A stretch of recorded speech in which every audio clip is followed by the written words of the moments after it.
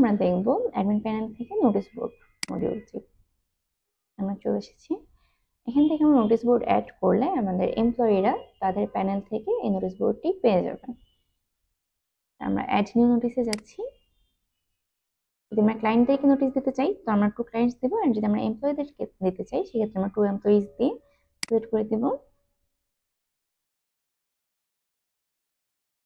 আমরা টাইটেল দিয়ে দিচ্ছি আমাদের নোটিশ রিলেটেড যদি কোনো টাইটেল থেকে থাকে। আমরা যদি কোনো নির্দিষ্ট ডিপার্টমেন্টের জন্য নোটিশ হয়ে থাকে সেই ডিপার্টমেন্ট সিলেক্ট করে দিতে পারি, অথবা যদি আমাদের হোল মার্কেট প্লেসের জন্য হয়ে থাকে সেক্ষেত্রে আমরা কিছুই দেব না। যদি আমরা কোনো ডিটেলসে কিছু লিখতে চাই আমরা ডিটেলসে কিছু লিখে সেভ দিয়ে দেব। আমাদের লিস্ট চলে আসবে। আমরা চাইলে এক্সপোর্টের মাধ্যমে এই লিস্টটি ডাউনলোড করে নিতে পারি।